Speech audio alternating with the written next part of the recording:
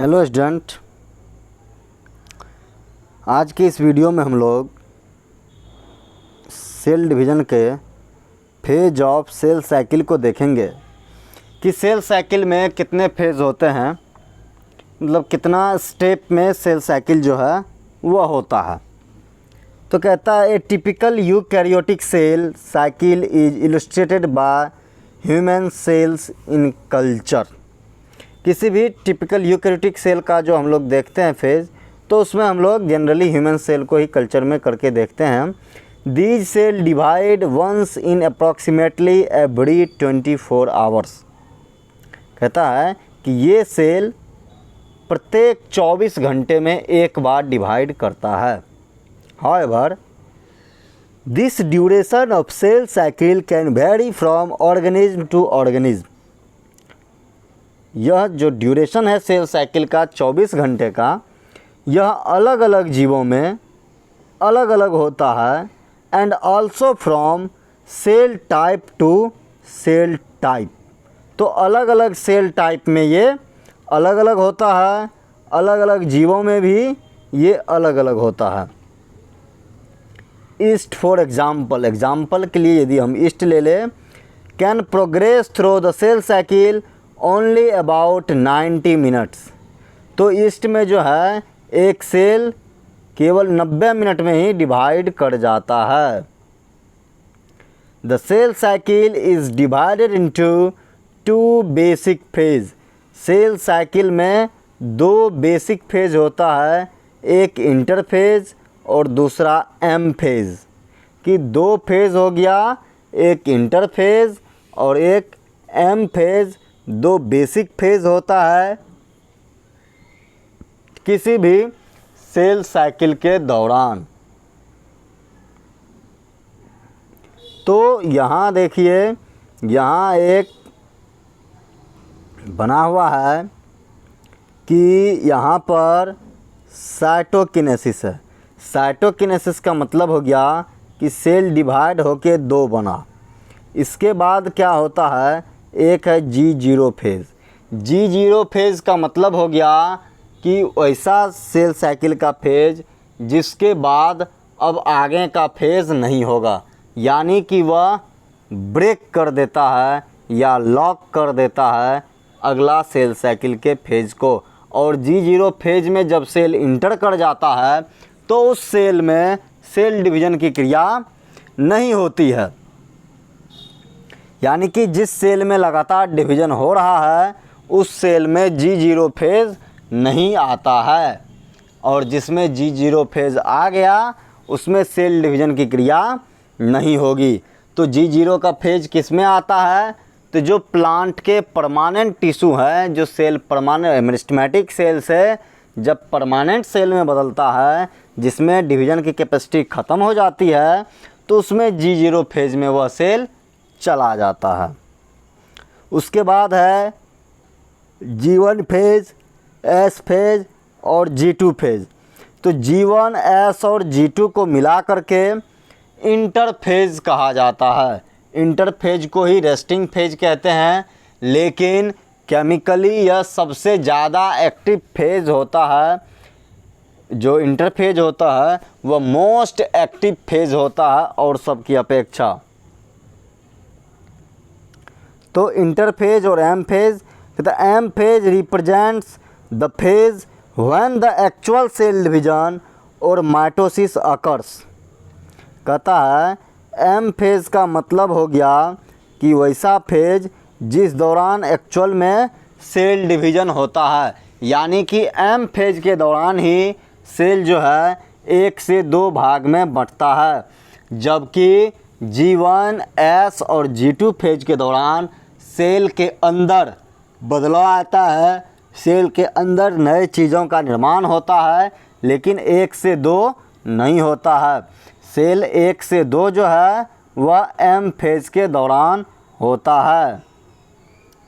और mitosis occur and the interphase represents the phase between 2 successive M phase. तो interphase जो है वह 2 सक्सेसिव एम फेज के बीच का फेज हो गया, जो रेस्टिंग फेज यानी होता है, इसलिए रेस्टिंग फेज कहते हैं, पहले कहा जाता था क्योंकि उस फेज के दौरान सेल डिवाइड नहीं करता है, लेकिन मोस्ट एक्टिव फेज जो है वह इंटरफेज ही होता है। It is significant to note that in 24 hour, यह बहुत महत्वपूर्ण है नोट करना कि 24 घंटे में जो एवरेज ड्यूरेशन होता है सेल साइकिल का किसी ह्यूमन सेल का, यानी कि ह्यूमन सेल को डिवाइड करने में जो 24 घंटा लगता है, cell division proper last for only about an hour. Cell division जो है प्रॉपरली केवल 1 घंटे में होता है, यानी कि एम फेज जो है वह केवल 1 घंटे का फेज होता है। The interphase last more than 95% of the duration of cell cycle, और इंटरफेज जो है वह करीब 95% टाइम टेकिंग फेज होता है।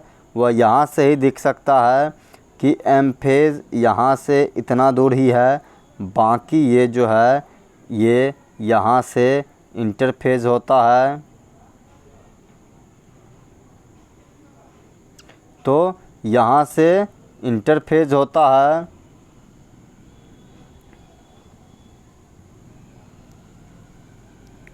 तो ये इंटरफेज है।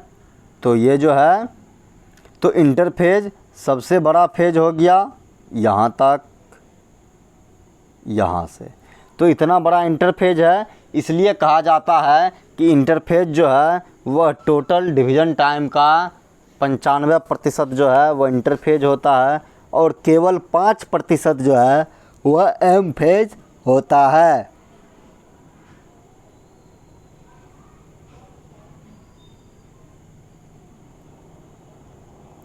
The M phase start with the nuclear division. M phase के शुरुआत से ही न्यूक्लियर डिवीज़न होता है, corresponding to the separation of daughter chromosome, यानी कि एम फेज में सबसे पहले डॉटर क्रोमोसोम का सेपरेशन होता है। यानी कि एम फेज को 2 भागों में बांटते हैं, एक कैरियोकिनेसिस और एक साइटोकिनेसिस। कैरियोकिनेसिस का मतलब होता है डिवीज़न ऑफ न्यूक्लियस, जबकि साइटोकिनेसिस का मतलब होता है डिवीज़न ऑफ साइटोप्लाज्म। तो किसी भी सेल में सबसे पहले क्या होगा तो कैरियोकिनेसिस होगा, न्यूक्लियस का डिवीज़न होगा, और उसके बाद साइटोप्लाज्म का डिवीज़न होगा। तो कहता है कि the interphase through called the resting phase, interphase को हम लोग रेस्टिंग फेज कहते हैं। क्यों कहते हैं? कहता है कि is the time during which the cell is preparing for division. उस दौरान सेल प्रिपेयर होता है। किस चीज़ के लिए प्रिपेयर होता है? तो डिवीज़न के लिए। जैसे एग्ज़ाम्पल में समझ लीजिए कि हम लोग साल भर पढ़ते हैं 3 घंटे का एग्ज़ाम देने के लिए, उसी तरह से 24 घंटे में 23 घंटे जो है डिवीज़न के लिए प्रिपरेशन का काम होता है, जो इंटरफेज के दौरान होता है। Is the time during which the cell is preparing for division by undergoing both cell growth and DNA replication in an orderly manner। तो इंटरफेज के दौरान क्या होता है? इंटरफेज में जो जीवन फेज है, जीवन फेज के दौरान क्या होगा कि जीवन फेज के दौरान जो सेल ऑर्गेनेल्स है वह डबल हो जाएगा, जबकि एस फेज के दौरान जो सेल में जितना भी प्रोटीन है सारा प्रोटीन डबल हो जाएगा और सेंट्रोइड डबल हो जाएगा, जबकि G2 फेज के दौरान जो बचा हुआ सेल ऑर्गेनेल्स है और आरएनए जो है वह डबल होता है। तो इस तीनों फेज के दौरान ये काम होता है। तो इन काम को होने के बाद जो है एम फेज में सेल पहुंचता है और फिर डिवीज़न की क्रिया होती है। तो डीएनए रिप्लिकेशन जो है वह डीएनए रिप्लिकेशन एस फेज के दौरान होता है। तो इंटरफेज को 3 वही सब फेज में बांटा गया है, G1 फेज, एस फेज और G2 फेज। G1 यानी कि गैप 1 फेज, S फेज यानी कि सिंथेसिस फेज और G2 फेज यानी कि gap 2 phase. G1 phase corresponds to interval between mitosis and initiation of DNA replication। G1 phase जो है वह माइटोसिस ख़त्म होने के बाद जो इंटरवल होता है उसके बाद का फेज है और DNA रिप्लिकेशन के शुरू होने से पहले का फेज है। यानी कि एस फेज के दौरान DNA रिप्लिकेशन की शुरुआत होती है तो उससे पहले और साइटोकिनेसिस के बाद का जो फेज है वह G1 फेज कहलाता है। During G1 phase the cell is metabolically active. G1 phase के दौरान सेल मेटाबॉलिकली एक्टिव होता है and continuously grow but does not replicate its DNA। Cell में ग्रोथ होता है लेकिन वह DNA रिप्लिकेशन का काम नहीं होता है G1 फेज के दौरान।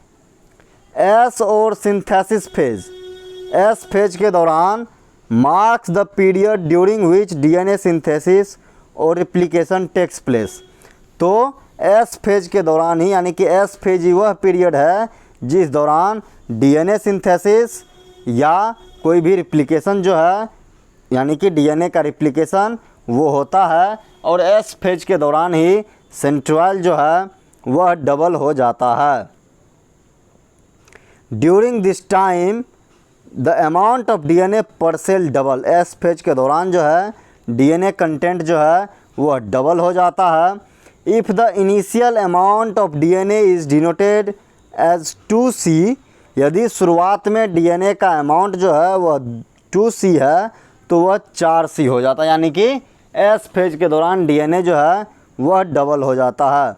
However there is no increase in the chromosome number, लेकिन क्रोमोसोम के नंबर में कोई इंक्रीज नहीं होता है। If the cell has diploid और 2n नंबर ऑफ क्रोमोसोम, यदि सेल जो है वह डिप्लॉयड है यानी कि उसमें यदि 2n नंबर ऑफ क्रोमोसोम है G1 फेज में, तो S फेज के बाद after S phase the number of chromosome remains the same 2n। तो S फेज के बाद भी क्रोमोसोम में 2n नंबर ऑफ क्रोमोसोम ही होगा, लेकिन DNA कंटेंट जो है G1 फेज के बाद और S फेज के बाद DNA कंटेंट डबल हो जाएगा लेकिन क्रोमोसोम का नंबर सेम रहेगा। In animal cell during the S phase DNA replication begins in the nucleus and the centriole duplicates in the cytoplasm. S phase के दौरान क्या होता है कि DNA का रिप्लिकेशन होता है न्यूक्लियस के अंदर और सेंट्रोइल जो है वह साइटोप्लाज्म में डबल हो जाता है। ड्यूरिंग द G2 फेज के दौरान proteins are synthesized in preparation for mitosis. उस सारे प्रोटीन का निर्माण होता है जो माइटोसिस के लिए ज़रूरत होते हैं वाइल सेल ग्रोथ कंटिन्यूज, और सेल में ग्रोथ होते रहता है। How do plant and animal continue to grow all their lives. कैसे वह ग्रो करता है, जीव जन्म देता है लाइफ को। Do all cell in a plant divide all the time. क्या प्लांट में सभी सेल हमेशा डिवाइड करते हैं? तो नहीं करता है, क्योंकि सिर्फ मेरिस्टेमेटिक सेल डिवाइड करता है। Do you think all cell continues to dividing all plant and animal. क्या आप सोचते हैं कि सभी सेल जो है प्लांट और एनिमल में हमेशा डिवाइड करते रहता है? तो नहीं, ऐसा भी नहीं होता है।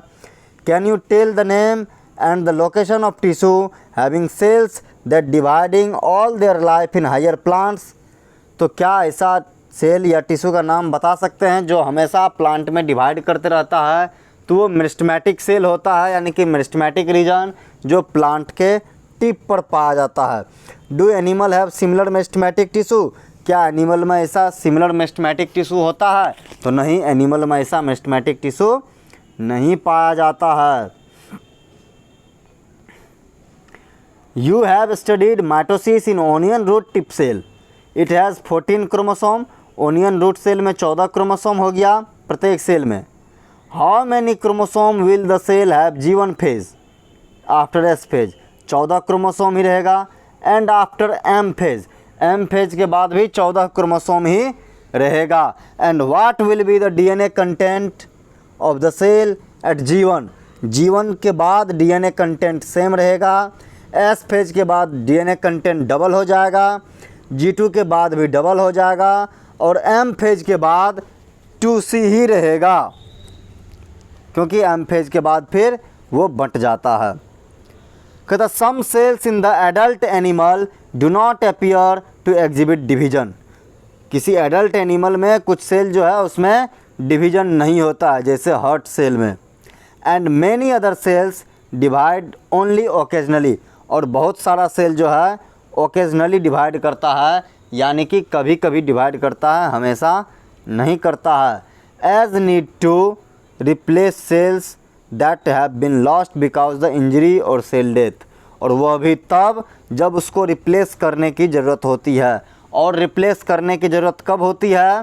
तो जब वह सेल इंजरी के कारण या सेल डेथ के कारण लॉस कर जाता है।